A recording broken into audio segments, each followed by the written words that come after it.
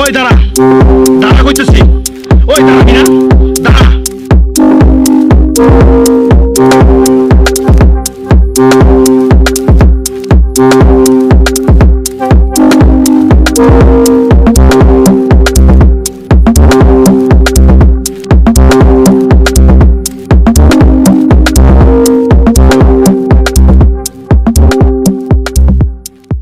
কোথায় আছেন গো? কিছু ভিক্ষা দিয়া যান, আমি কোনো কর্ম করতে পারি না। আপনি জুয়ান মানুষ, কর্ম কইরা খাইতে পারেন, আপনি ভিক্ষা খেতেছেন কে?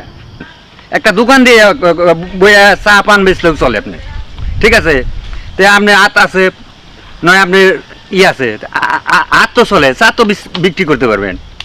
আমি কোনো কর্ম করতে পারি না, আমি খুবই অসুস্থ, আমার পেটের ভিতরে ব্যথা, আর কোনো কর্মই করতে পারি না। ভাত ধরছেন নাকি? নাকি না চাচা, আমি খুব অসহায়। দিলাম, নেন 10 টাকা নেন, আর বাঙ্গি নাই। আল্লাহ আপনাকে অনেক ভালো করবো, দোয়া করি। কে কোথায় আছেন গো? কিছু দিয়ে যান, কোনো কর্ম করার পাই না, আমার পেটে ব্যথা, পেটে ব্যথা। কেউ কেউ ভাই উঠেন, উঠেন কাছে। আপনার কিছু ভিক্ষা দেন। আরে উঠেন তো, ভিক্ষা টিক্ষা রাখেন আপনি, ভিক্ষা দেন। আপনি আমার কথা বুঝেন না, এটা রাখেন। আপনার কি সমস্যা? আমার মেন জিনিস ফালা দিলেন, এটা দিয়ে আমি চলি। আরে রাখেন তো আপনার মেইন জিনিস। শুনেন আমি কি বলি, আপনি এক্ষুনি এই মুহূর্তে আপনি আমার বিয়ে করবেন। চলেন কাজী অফিসে চলেন আমার সাথে। কি বলেন? আপনার মাথা নষ্ট নাকি? আপনার এত সুন্দর একটা মায়া, আমার কিন্তু ফকিরের বিয়ে করবেন?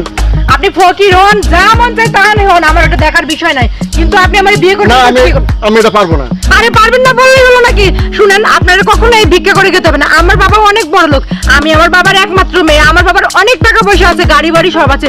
আপনি আমার বিয়ে করে আমার জীবনটা বাঁচান প্লিজ। আপনি একবার রাজি হয়ে যান প্লিজ, আপনি আমার বিয়ে করেন। সেটাই তো কথা, আপনার মতো বড় লোকের মায়া আমার মতো ফকিরে কেন বিয়ে করবেন? শুনেন, আমি আপনাকে কেন বিয়ে করতেছি না করতেছি এখন এত কিছু বলার আমার কাছে একটু সময় নাই। আমি বিয়ের পরে আপনাকে সব বলবো। চলেন তো আমার সাথে। আরে রাখেন তো, কি 10 টাকা 5 টাকা নিয়ে বসেন, তাই তো আসেন। খারাপ পায়ে গেছি রে মামা, পাখিটারও পায়ে গেছি, দেখছ? ওই এটা কারা? এটা আমার স্বামী। কি কয় ফকির বলো স্বামী? অবস্থা দেখ, তোর মাথা নষ্ট হচ্ছে, ভালো কথা, কোনো সমস্যা নাই, তুই আমার মাথা নষ্ট করিস না, আর নষ্ট করিস না, ঠিক আছে? এমনিতেই কিন্তু বিয়ের আসর থেকে বলাই আইছস, মাথাটা কিন্তু হট হয়ে রইছে, ঠিক আছে? ওই তুই ফকিরটার কিছু কবি? এই ফকিরের বাচ্চা, তুই চাবি আনতে আই শুনেন, আমার স্বামী থেকে বলতেছি, আমি বলছি না উনি আমার স্বামী, স্বামী বলছি মানে স্বামী। আর কি আমি বিয়ের আসর থেকে পালাবো না তো কি করব? আপনার মতো একটা গুন্ডা মাস্তান, আপনার মতো একটা যে কি কয় বখাটে ছেলেকে আমি বিয়ে করব, বিয়ে করে আমার জীবনটা আমি নষ্ট করব? আমার বাবা না বুঝে না জেনে আপনার সাথে বিয়ে ঠিক করেছিল, কিন্তু আপনার এক বন্ধু আছে, ও আমাকে সব কথা খুলে বলছে, আর এটা শোনার পরে আমি বিয়ের আসর থেকে পালিয়েছি। এটা আমার স্বামী, আমরা কোর্ট ম্যারেজ করে বিয়ে করে এখন আমি বাড়িতে যাচ্ছি। আমাদের সামনে থেকে সরে যান বলছি। শুনেন, আপনারা কিন্তু অতিরিক্ত বাড়াবাড়ি করতেছেন, এর ফল কিন্তু ভালো হবে না। আর যদি একটা কথা বাড়ান তাহলে কিন্তু আমরা আইনের আশ্রয় নেব। সাইড দেন, আমাদেরকে যেতে দেন। ওস্তাদ, পাখিটা এইভাবে ছেড়ে দিলেন? কি করবো ক? তুই তো জানোস বেটা, এই আইন ঠাইন আসলো এটা আমার মানে প্যারা লাগে, বুঝছ না? আইন ঠাইন এগুলো ভালো না, ঠিক আছে? সমস্যা নাই, উস্তাদের অন্য একটা জিনিস দিয়া বুঝাই দিব, সমস্যা নাই। এই পাখি গেছে, কোনো সমস্যা নাই, আরেকটা পাখি আমি নিয়ে আসবো, কোনো সমস্যা নাই বেটা, যাও। আচ্ছা ঠিক আছে, আচ্ছা চলুন তাহলে। হ্যাঁ চল বেটা, চল। কেটে কেটে কেটে পড়ি।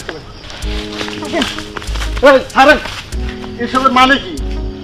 ও আপনাকে তো বলাই হয়নি, আসলে আমাকে ক্ষমা করবেন।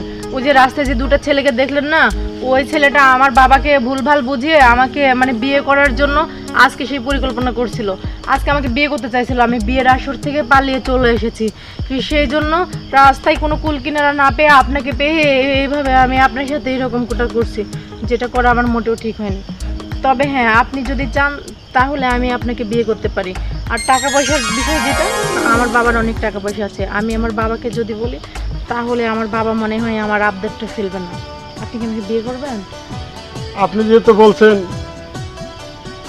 আচ্ছা ঠিক আছে, আপনারটাই হোক। আপনি বলছেন, আমি আর কিছু বলবো না। আচ্ছা তাহলে আজকের পর থেকে আর আপনি না, আজকের পর থেকে আপনি আমাকে তুমি করে বলবেন। আচ্ছা ঠিক আছে, তুমি যেটা বলছো এটাই